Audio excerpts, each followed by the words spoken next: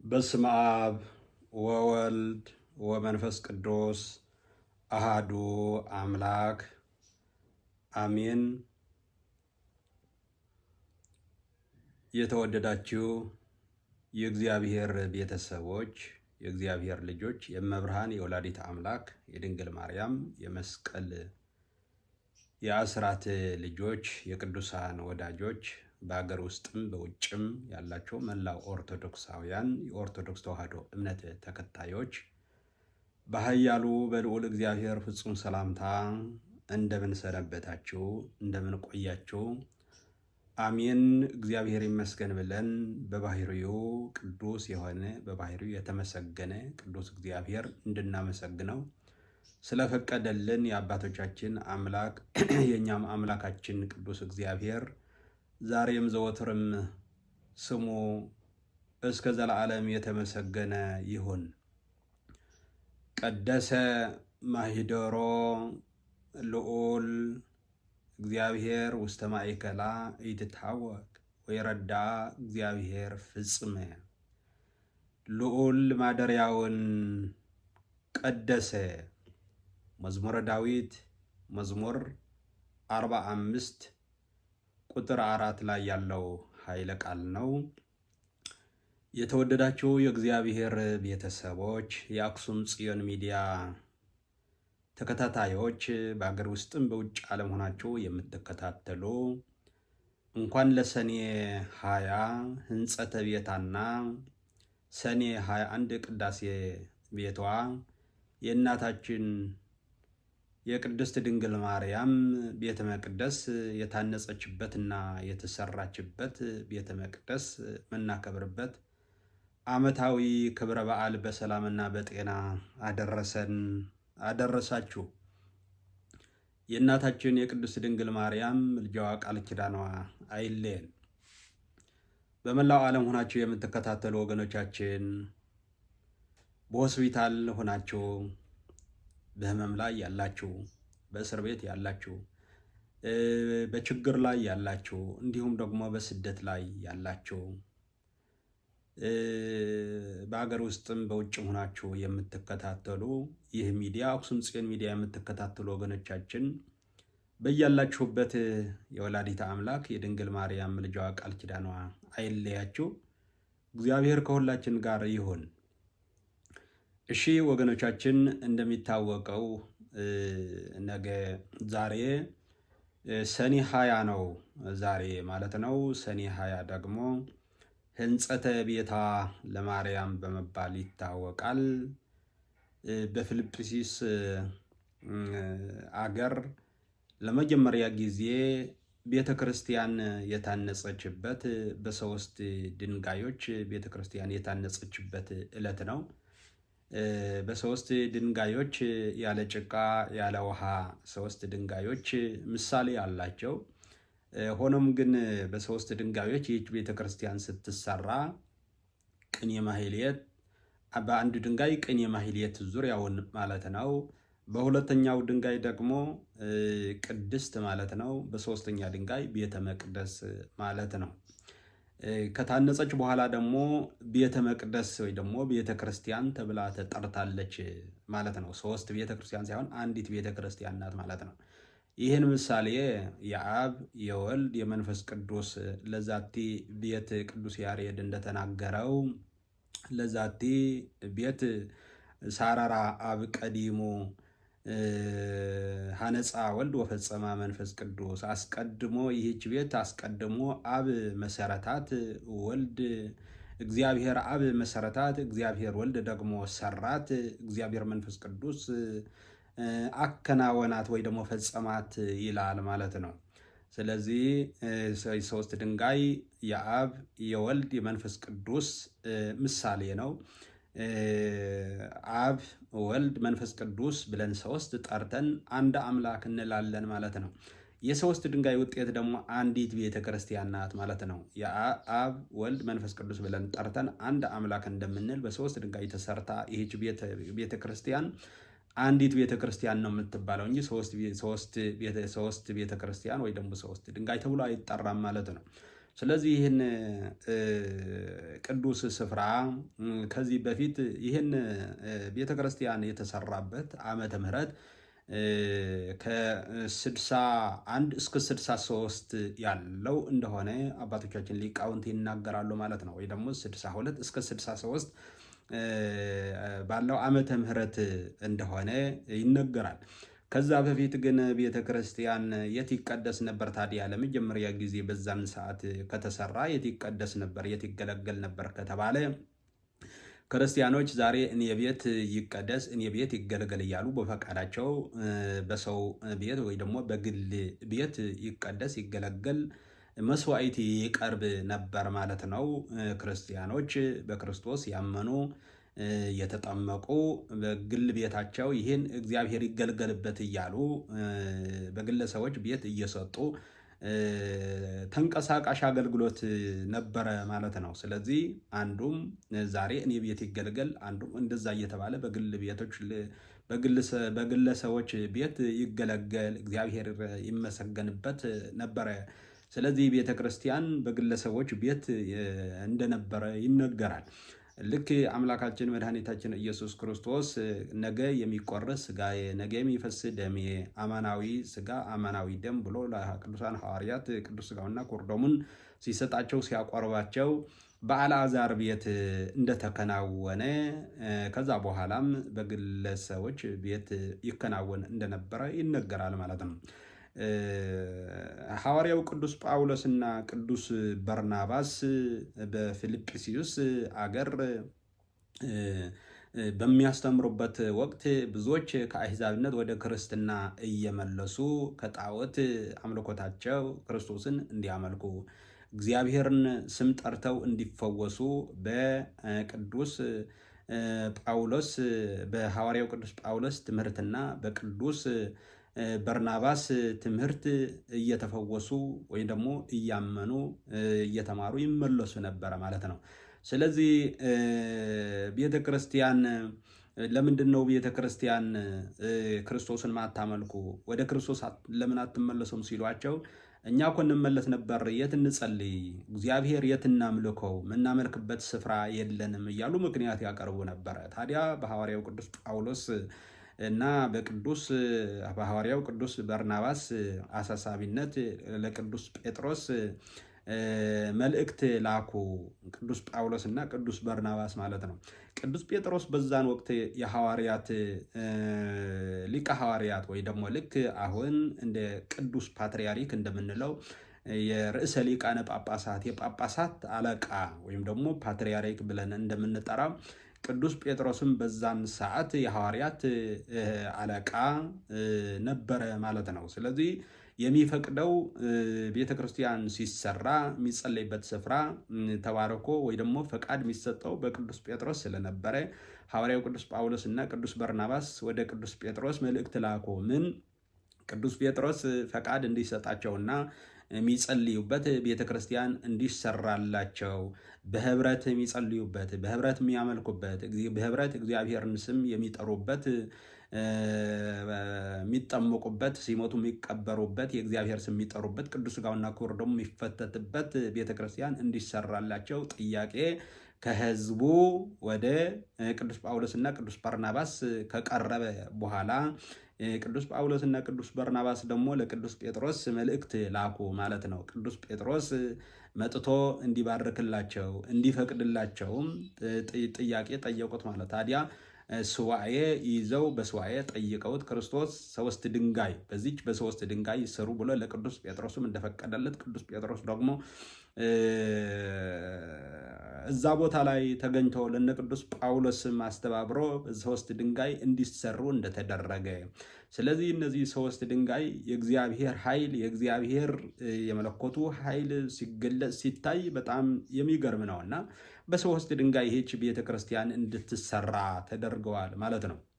ስለዚህ በአንዲት ቀን ቤተ ክርስቲያን ታንጾ በ20 ቤተ ክርስቲያኗ የታነጸችው በ20 ናት። 4 ዓመት 5 ዓመት ወይ ደግሞ 1 ዓመት የፈጀ አይደለም እና በአንዲት ቀን ውስጥ ነው ይህን ቤተ ክርስቲያን የተከናወነ የተሰራ ማለት ነው። በ21 ደግሞ በ20 ህንጸተ ቤታ ወይ ደግሞ ይህች ቤተ ክርስቲያን በፊልጵስዩስ ወይ ደግሞ በቂሳሪያ የተሰራች ቤተ ክርስቲያን በ20 ተጠናቃ በ21 ደግሞ ቅዳሴ ቤቷ ተከብረዋል ማለት ነው። ይህች ቤተ ክርስቲያን በማን ስም ነው የተሰየመች? ለመጀመሪያ ጊዜ ካልን በእመቤታችን በንጽሕተ ንጹሐን በወላዲተ አምላክ በድንግል ማርያም ስም ተሰይማለች። ልጇ ወዳጇ ኢየሱስ ክርስቶስ በስሟ ሰይሞላታል ማለት ነው። በእናቱ ስም ሰይሞ ነው ያስቀመጣት ማለት ነው። ስለዚህ ለመጀመሪያ ጊዜ ቤተ ክርስቲያን የተሰራችው በእናታችን በቅድስት ድንግል ማርያም ላይ ነውና ኢየሱስ ክርስቲያኖች ሲባል ቤተ ክርስቲያን ሲባል የክርስቲያኖች ቤት ማለት ነው። ቤተ ክርስቲያን ሲባል የክርስቲያኖች ቤት ሲሆን ክርስቲያኖች የሚጸልዩበት፣ ክርስቲያኖች እግዚአብሔርን የሚያመልኩበት፣ ክርስቲያኖች የሚጠመቁበት፣ ክርስቲያኖች ሲሞቱ የሚቀበሩበት፣ ክርስቲያኖች ንስሐ የሚገቡባት፣ ክርስቲያኖች በአንድነት በህብረት ወደ እግዚአብሔር መስዋዕታቸው የሚያቀርቡበት፣ ክርስቲያኖች በአንድነት እግዚአብሔርን የሚያመልኩበት ቤተ ክርስቲያን ተብሎ ይጠራል ማለት ነው። ቤተ ክርስቲያን የክርስቲያኖች ቤት ማለት ነው። የክርስቲያኖች ቤት ክርስቲያን ማለት ደግሞ በክርስቶስ ያመኑ ክርስቶስን የሚከተሉ የክርስቶስ ደቀ መዛሙርት የክርስቶስ ተከታዮች ማለት ነው ክርስቲያኖች ደግሞ። ስለዚህ ክርስቶስ ከማን ተገኘ ካልን የክርስቶስ ማደሪያስ ማናት ካልን ደግሞ እመብርሃን ወላዲተ አምላክ ድንግል ማርያም በስጋዋ ድንግል በህሊናዋ ድንግል የሆነች ንጽሕት የሆነች ወላዲተ አምላክ ድንግል ማርያም የክርስቶስ ማደሪያ ናት ማለት ነው። ለዚህ ነው አስቀድሞ ልበ አምላክ ቅዱስ ዳዊት በመዝሙር 45 ቁጥር 4 ላይ ቀደሰ ማሂደሮ ልዑል እግዚአብሔር ውስተ ማእከላ ኢትታወቅ ወይረዳ እግዚአብሔር ፍጽመ አለ። ይህን ምን ማለት ነው? ልዑል ማደሪያውን ቀደሰ አለ። አዎ ልዑል ማደሪያውን ቀደሰ አለ። ወአቀባ እንከርሰ እማ ይላታል። እመቤታችን ንጽሕተ ንጹሐን ወላዲተ አምላክ ድንግል ማርያም ከእናቷ ማኅፀን ጀምሮ የጠበቃት ማደሪያው ትሆነው ዘንድ የመረጣት እግዚአብሔር የመረጣት ናትና፣ ስለዚህ ማደሪያውን ቀደሰ አለ። ታዲያ ይህችም የክርስቶስ ማደሪያ ወላዲተ አምላክ ድንግል ማርያም የክርስቶስ ማደሪያ ተብላ የተጠራች አስቀድሞ ልበ አምላክ ቅዱስ ዳዊት በመዝሙር 45 ቁጥር 4 ላይ ልዑል ማደሪያውን ቀደሰ ይላል። እግዚአብሔር በመካከሏ ነው። እግዚአብሔር በምንድን ነው? እግዚአብሔር በመካከሏ ነው ይላል። አትናወጥም ይላል። አዎ አትናወጥም፣ እግዚአብሔርም ፈጥኖ ይረዳታልና። አዎ እግዚአብሔር በውስጧ ከሆነ፣ እግዚአብሔር ከጠበቃት፣ እግዚአብሔር ከከለላት፣ እግዚአብሔር ከመረጣት እንዴት ትናወጣለች? መናወጥ የሚባል የለም።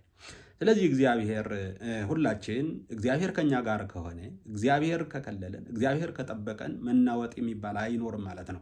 ስለዚህ ሁል ጊዜ ይህች ቤተክርስቲያን በ20 ተሰርታ በ21 ደግሞ ቅዳሴ ቤቷ የተከበረበት ነው ሁል ጊዜ የምናከብረውና ከ62 እስከ 63 ዓመተ ምህረት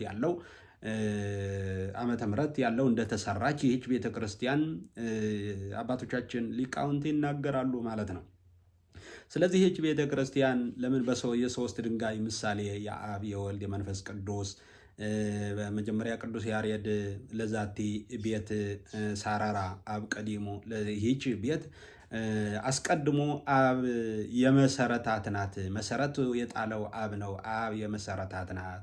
ወልድ ደግሞ ሰራት፣ መንፈስ ቅዱስም ደግሞ አከናወናት ነው የሚለው። አዎ ወልድ ሰራት፣ መንፈስ ቅዱስ አብ መሰረት የጣለው በእናታችን በቅድስት ድንግል ማርያም ያ መጀመሪያ ቃል ነበረ፣ ቃልም እግዚአብሔር ነበረ፣ ቃልም በእግዚአብሔር ነበረ፣ ቃልም እግዚአብሔር ነበረ ብሎ ቅዱስ ዮሐንስ በዮሐንስ ወንጌል በምዕራፍ 1 ላይ እንደተናገረው ቀዳሚሁ ቃል የመጀመሪያ ቃል ነበረ፣ ቃልም በእግዚአብሔር ዘንድ ነበረ፣ ቃልም እግዚአብሔር ነበረ ተብሎ ያ ቃል አካላዊ ቃል ሆኖ የተገለጠው የታየው እግዚአብሔር ወልድ ደግሞ ወንጌሉ አስተምሮ በእምነታችን እንድንጸና አምላካችን ማን እንደሆነ እንድናውቅ እንድረዳ በደንብ አዲስ ኪዳን የሰራት ነውና መንፈስ ቅዱስ ደግሞ አከናወናት ይላል። መንፈስ ቅዱስ አከናወናት። ለምሳሌ ትላንትና፣ ዛሬ፣ ነገ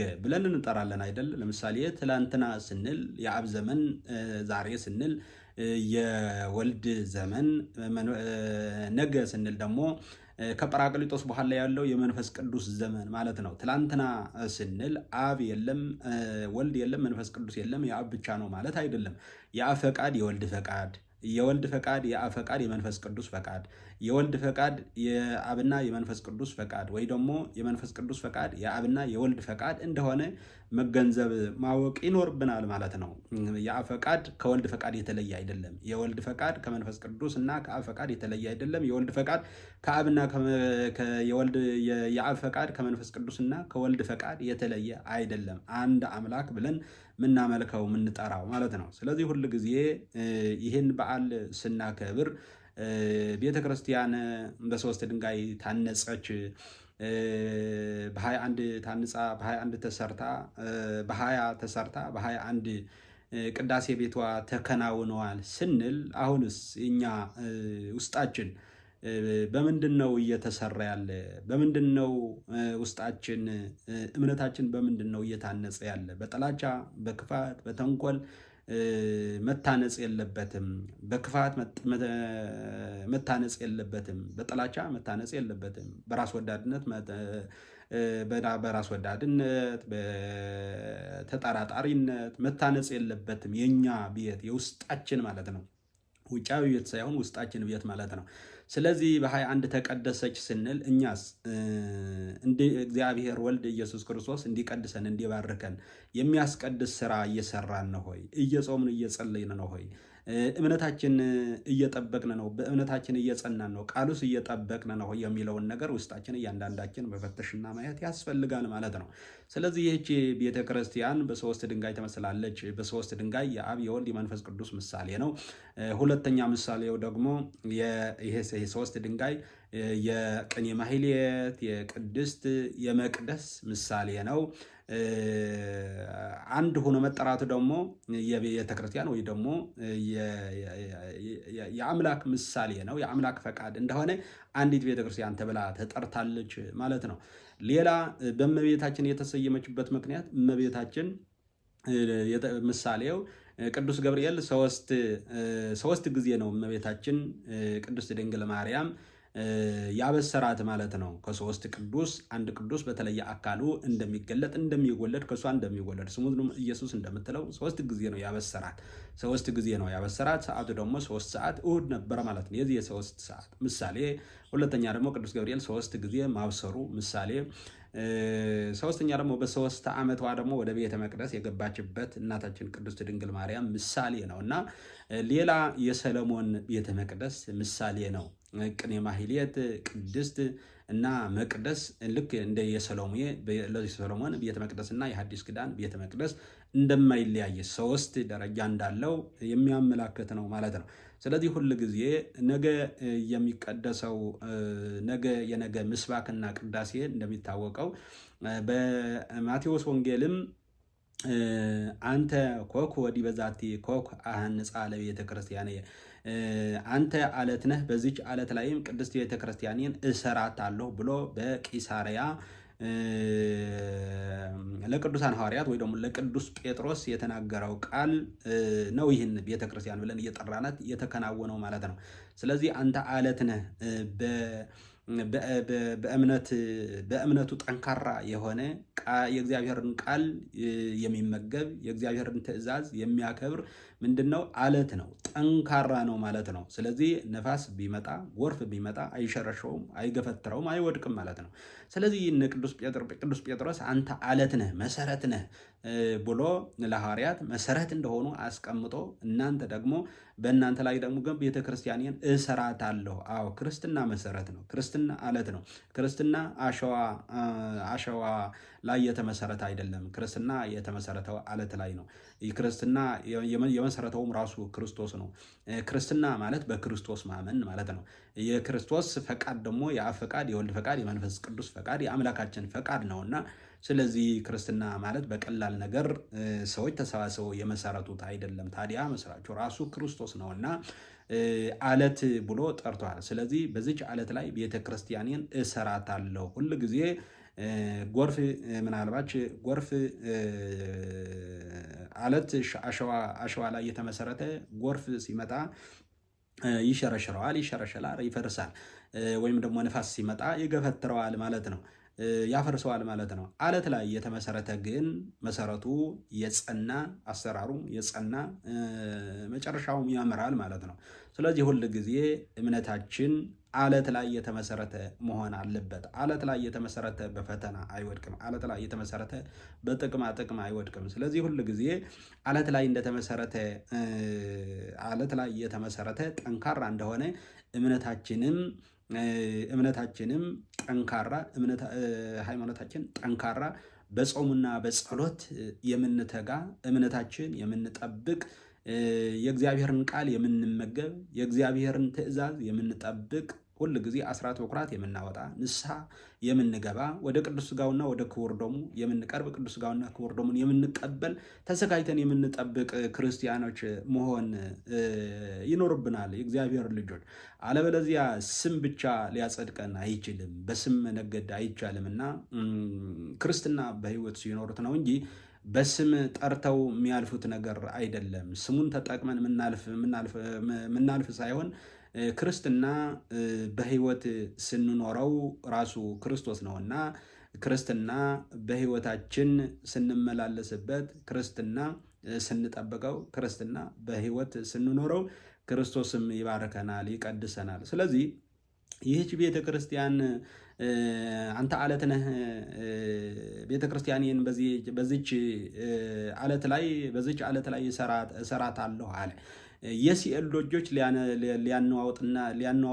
ሊያነዋውጧት አይችሉም ነው ያለው። አዎ የሲኦል ደጆች ሊያነዋውጧት አይችሉም።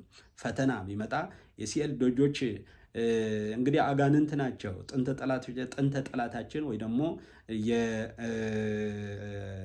የአጋንንት ሰራዊት ሊያነዋውጧት ሊያፈርሷት አይችሉም። ወይም ደግሞ በጥርጣሬ ውስጥ የሚኖሩ አምላክነቱን ያልተቀበሉ ሊያነዋውጧት አይችሉም። ቤተ ክርስቲያን የተመሰረተችው በክርስቶስ ደም ነው እና መስራቿም ራሱ ክርስቶስ ስለሆነ በእግዚአብሔር ፈቃድ የተመሰረተች በእግዚአብሔር የተሰራች በእግዚአብሔር ፈቃድ ፍጻሜዋን ያገኘች የተባረከች የተቀደሰች ናትና ይህች ቤተ ክርስቲያን በፊልጵስዩስ የተሰራች ቤተ ክርስቲያን ጌታችን መድኃኒታችን ኢየሱስ ክርስቶስ ሰኔ 21 ከተሰራች በኋላ በሶስት ድንጋይ ከተሰራች በኋላ ሰኔ 21 ቅዱሳን መላእክት አስከትሎ ቅዱሳን ሐዋርያት ይዞ ራሱ ባርኮ የቀደሳት ቤተ ክርስቲያን ናት ማለት ነው። ስለዚህ ራሱ ቅዱሶ ለደቀ መዛሙርት ለሐዋርያት አቁርቦ ባርኮ የሰጠን ቤተ ክርስቲያን ናት ማለት ክርስቶስ የባረካት ክርስቶስ የቀደሳት የክርስቶስ ሥጋ እና ደም የቀረበባት ቤተ ክርስቲያን ራሱ ክርስቶስ የቀደሳት ቤተ ክርስቲያን ናት ቤተ ክርስቲያናችን። ስለዚህ ይህች ቤተ ክርስቲያን ስናከብራት ይህች ቤተ ክርስቲያን ወደዚች ቤተ ክርስቲያን ስንመላለስ ሰላም እናገኛለን፣ በረከት እናገኛለን፣ እንቀደሳለን፣ ያጣነውን ነገር ሙሉ ይሆናል ማለት ነው። ይህን ቤተ ክርስቲያን ለምን ሲባል በቤተ ክርስቲያን ሰላም አለ፣ ፍቅር አለ፣ በቤተ ክርስቲያን ትህትና አለ፣ በቤተ ክርስቲያን ሁሉ በረከት አለ ማለት ነው።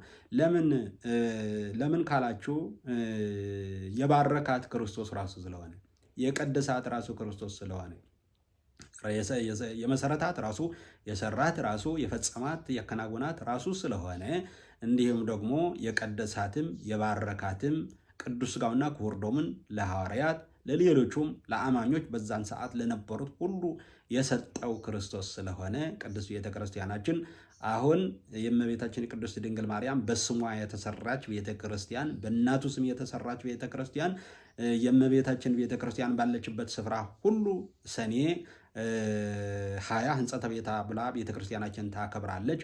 ሰኔ 21 ደግሞ ቅዳሴ ቤቷ ይህች ቤተ ክርስቲያን የተሰራች ተባረካ የተቀደሰችበት ቤተ ክርስቲያን ስለሆነ ቅዳሴ ቤቷን ታከብራለች ማለት ነው። ስለዚህ ይህ ቤተክርስቲያን የምናከብረው ደግሞ በማህሌት፣ በሰዓታቱ፣ በማህሌት፣ በቅዳሴ፣ በስብከት ታቦቱ በመውጣት ህዝቡ ይባረካል። ሁላችንም በረከት እናገኛለን። የእናታችን የወላዲት አምላክ የድንግል ማርያም በረከት ረድኤት በእኛ ላይ ያድራል ማለት ነው።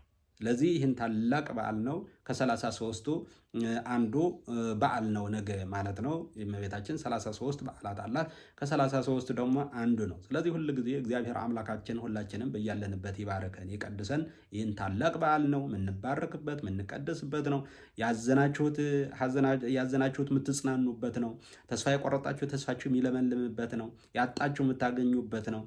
ንስሐ ያልገባችሁ ንስሐ የምትገቡበት ነው። ተስፋ የቆረጣችሁ ተስፋችሁ የሚለመልምበት ነው እና ይህን በዓል የምናከብረው ሁላችን እንባረካለን እንቀደሳለን ማለት ነው። ቅዱስ ያሬድ እንደተናገረው ለዛቲ ቤት ሳራራ አብ ቀዲሙ፣ ለዚች ይህች ቤት አብ አስቀድሞ መሰረታት አለ። አብ መሰረታት፣ ወልድ አነጻት ሰራት አለ። መንፈስ ቅዱስ ወፈጸማ መንፈስ ቅዱስ ደግሞ አከናወናት አለ። ይህን በአብ የተመሰረተች በወልድ የተሰራች በመንፈስ ቅዱስ የተከናወነች ቅድስት ቤተክርስቲያን ቅዱስ እግዚአብሔር የቀደሳት የባረካት ቤተክርስቲያንነትና ስለዚህ ስሟ ደግሞ በእናቱ በቅድስት ድንግል ማርያም የተሰየመች ቤተክርስቲያን ነው የምናከብረውና ሁል ጊዜ አዲስ ቤተክርስቲያን የተሰራ ዛሬ ተባርኮ ነገ ደግሞ ቅዳሴ ቤቱ የሚከበርበት ነው በሁሉ ስፍራና ከዛ በኋላ እየተስፋፉ አብያተ ክርስቲያናት በዓለም ተጥለቅልቀዋል። የክርስቶስ ስም የሚጠራበት ሆነዋል ሁሉ ማለት ነው። ወኩሉ ዘጸዋ ስመ እግዚአብሔር ይድህን፣ የእግዚአብሔር ስም የሚጠራ ሁሉ ይድናል። አዎ በቤተ መቅደሱ በቅኔ ማህሌቱ በቅድስቱ የእግዚአብሔር ስም የሚጠራ በጸበል ቤቱ በክርስትና ቤቱ ሁሉ የእግዚአብሔር ስም የሚጠራ ምን ይሆናል? ይድናል ነው። ይድናል። አዎ የእግዚአብሔር ስም ሕይወት ነው። የእግዚአብሔር ስም ብርሃን ነው። የእግዚአብሔር ስም መንገድ ነው። ስለዚህ መንገድ ነው፣ ብርሃን ነው፣ ሕይወት ነው ማለት ነው። ስለዚህ ሁሉ ጊዜ እግዚአብሔር አምላካችን በያለንበት እንዲባረከ እንዲቀድሰን የአምላካችን መልካም ፈቃዱ ይሆንልን። ነገ የሚቀደሰው ምስባኩና ወንጌሉ ምስባኩ መዝሙረ ዳዊት መዝሙር 45 ቁጥር 4 ላይ ያለው ኃይለ ቃል ነው። እንዲህ ይላል ምስባኩ ማለት ነው። ቀደሰ ማሂደሮ ልዑል እግዚአብሔር ውስተ ማእከላ ይትታወቅ ወይረዳ እግዚአብሔር ፍጽም ይላል ማለት ነው። ልዑል ማደሪያውን ቀደሰ ማለት ነው። አሁንና ማደሪያውን ቀደሰ እግዚአብሔር ወልድ ኢየሱስ ክርስቶስ ቅዱስ ሥጋውና ክቡር ደሙን የሚፈተትበት ቅድስት ቤተክርስቲያን ስለሆነ ልዑል ማደሪያውን ቀደሰ ነው የሚለው። ስለዚህ ቤተክርስቲያን የተቀደሰችበት ቀን ስለሆነ ይህን ምስባክ ይባላል። ወንጌሉ ደግሞ የማቴዎስ ወንጌል ምዕራፍ 16 ከቁጥር 13 እስከ 20 ያለውን ይነበባል ማለት ነው። እግዚአብሔር አምላካችን በዓሉ የሰላም የበረከት በዓል ያድርግልን። ሁላችሁ በያላችሁበት ሰላም እግዚአብሔር ይብዛላችሁ። የወላዲት አምላክ የድንግል ማርያም ምልጃ፣ የቅዱሳን መላእክት ጥበቃ፣ የአባቶቻችን ነቢያት፣ ሐዋርያት፣ ቅዱሳን ሰማዕታት ጸሎትና በረከት ከሁላችን ጋር ይሁን። እግዚአብሔር ሁላችንም ይባርከን።